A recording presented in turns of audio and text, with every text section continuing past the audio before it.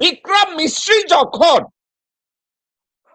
প্রণয় ভার্মা সহ ওয়াকারের সাথে দেখা করতে যায় ক্যান্টনমেন্টে, গোরখোদক আব্বাসকে ডাকা হয়। ওখানে ওয়াদা করা হয় যে কোনো মূল্যে তাকে নির্বাচিত করে নিয়ে আসা হবে।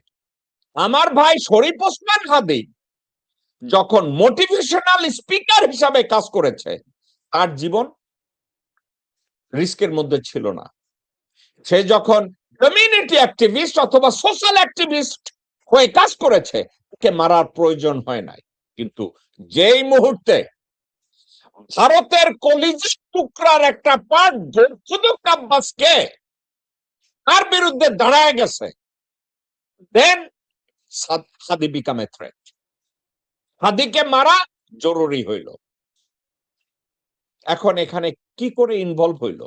আপনাদের মনে আছে, হাদি মারা যাওয়ার আগে বিক্রম মিশ্রি ঢাকায় আসছে, প্রণয় ভার্মা এটা নিয়ে দেন দরবার করছে, গোরখোদক আব্বাস বাংলাদেশ ব্যাংকে গেছে দলবল নিয়ে, এবং তারপরে গোরখোদক আব্বাস, মির্জা ফাক, আব্দুল আবাল মিন্টু একত্রে ওয়াকারের সাথে ক্যান্টনমেন্টের মধ্যে গিয়ে দেখা করেছে। আরো করেছে, বিক্রম মিশ্রি যখন প্রণয় ভার্মা সহ ওয়াকারের সাথে দেখা করতে যায় ক্যান্টনমেন্টে, গোরখোদক আব্বাসকে ডাকা হয়। ওখানে ওয়াদা করা হয় যে কোনো মূল্যে তাকে নির্বাচিত করে নিয়ে আসা হবে। হাদির সাবজেক্ট আসলো, উনি নির্বাচিত হলো। উনি নির্বাচিত হওয়ার পরে তাকে কোথা থেকে কিভাবে সেভ করবে, দেশ থেকে সরাবে এবং সঠিক হেফাজতে রাখবে, পুলিশকে টাচ করতে পারবে না, এক্ষেত্রে দায়িত্ব দেওয়া হয়। দায়িত্ব দেওয়ার মধ্যে জাহাঙ্গীর আলম ছিল তৎকালীন ডিজিএফআই ডিজি, সিআইডির ডিআইজি যে দায়িত্ব ছিল, সে বিএনপির কয়েকজনকে দায়িত্ব দেওয়া হয়েছিল।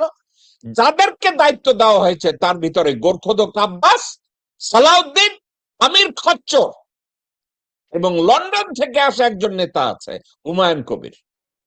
হুমায়ুন কবির সরাসরি এর মধ্যে জড়িত ছিল না, কিন্তু সে জানতো ব্যাপারটা। আর ওয়াকার তো সার্বিকভাবে এটার দায়িত্বেই ছিল। কি করা হলো? হাদিকে মেরে ফেলা হলো। মেরে ফেলার পরে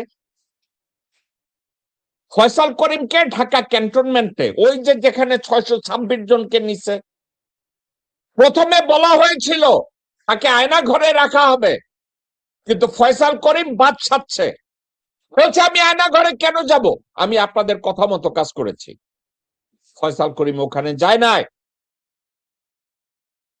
ফয়সাল করিমকে জামাই আদরে ওয়াকার ওখানে রেখে তারপরে ভারতে পাঠাইছে। কোথা দিয়ে পাঠাইছে? এখানে সালাউদ্দিনের এক্সপার্টিজ আছে, মেঘালয়, ভারতের রয়ের আছে, এনএসজির আছে, national security guard of India. তারা একত্রে ফয়সাল করিমকে ওখানে নিয়ে ইন্ডিয়ায় ঢুকাইছে, এবং ফয়সাল করিম আজকের ইন্ডিয়ার হাজতে। কারা রইল বোকাপাট, কারা রইল বোকাপাট, ভেঙে ফেল রেল পাট, রক্ত জামার শিকল পুজোর ভাষণ বেদি। ওরে ও তরুণ নিশান, ওরে ও তরুণ নিশান, তোর তলায় বিশাল ধ্বংস নিশান, প্রাচীর প্রাচীর ভেদি। কারা